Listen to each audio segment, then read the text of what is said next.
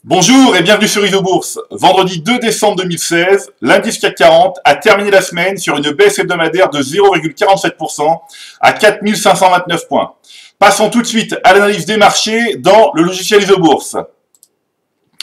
Alors en mensuel, le croisement haussier des cours de pression ISOBourse 5 et 20 mois a finalement été validé fin novembre 2016. Ce signal met un terme à la consolidation du CAC 40 débutée en septembre 2015 et ouvre de nouvelles perspectives haussières à moyen terme sur l'indice. En hebdomadaire, l'indice CAC 40 est toujours bien orienté à court terme, depuis que les courbes de pression ISOBourse 5 et 20 semaines se sont croisées à la hausse lors de la dernière semaine de juillet 2016. Alors toutefois, en quotidien, il est intéressant d'observer, donc à la veille du référendum italien, qu'un croisement baissier des courbes de pression ISOBourse 5 et 20 jours a été validé ce vendredi. Alors il n'est donc pas impossible que l'indice CAC 40 soit secoué la semaine prochaine, donc sans pour autant remettre en cause les aspects positifs à moyen terme.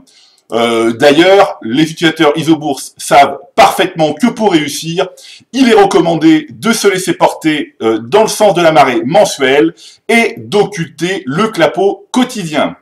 Alors, concernant les actions, ce n'est pas parce que le CAC 40 est repassé positif à moyen terme qu'il faut se jeter sur toutes les valeurs de l'indice.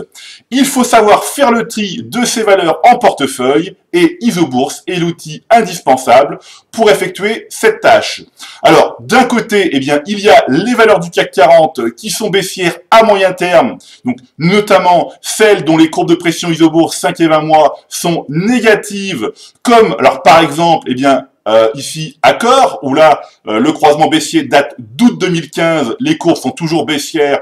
Évidemment, on reste à l'écart d'une valeur comme Accor. On peut continuer ici avec Carrefour, croisement baissier datant de décembre 2015. On continue encore ici avec Engie. Depuis là, mai 2015, un signal baissier, et donc nous restons à l'écart d'Engie. On peut continuer ici encore avec Orange, alors, un croisement plus récent depuis avril 2016. Nous sommes évidemment à l'écart d'Orange. Et enfin, on peut regarder ici Veolia, où là, de la même manière, un croisement qui date d'avril 2016. Et nous sommes toujours à l'écart de Veolia. Et puis, de l'autre côté, il y a les valeurs du CAC 40 qui sont haussières à moyen terme, notamment celles dont les courbes de pression ISOBourse 5 et 20 mois sont positives, comme par exemple ArcelorMittal, où là, depuis mai 2016, donc date mois du croisement des courbes de pression ISOBourse 5 et 20 mois, nous restons en position sur ArcelorMittal. On peut continuer ici avec BNP Paribas, où là, BNP Paribas, un croisement plus récent, donc depuis, qui a été validé fin octobre 2016, pardon. Donc, la valeur BNP Paribas est entrée dans le fonds Martin Morel Impulsion France. Donc, je le répète, le fonds Martin Morel Impulsion France, le fonds qui base sa stratégie sur la pression ISOBourse.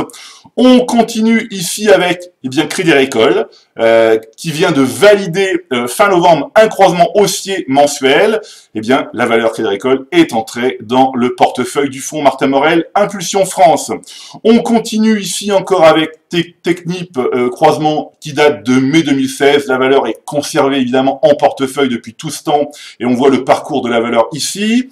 Et enfin, on peut encore jeter un œil ici avec Total, où là depuis juin 2016, des courbes positives. La valeur est dans le portefeuille du fonds Martin Morel Impulsion France. La valeur évidemment est à conserver. Alors, comme chaque semaine, je recommande de rester à l'écart des valeurs dont les courbes de pression ISOBourse 5 et 20 mois sont baissières et de conserver les autres en portefeuille. Voilà, c'est tout pour aujourd'hui. Je vous donne rendez-vous la semaine prochaine et d'ici là, restez avec nous sur ISOBourse.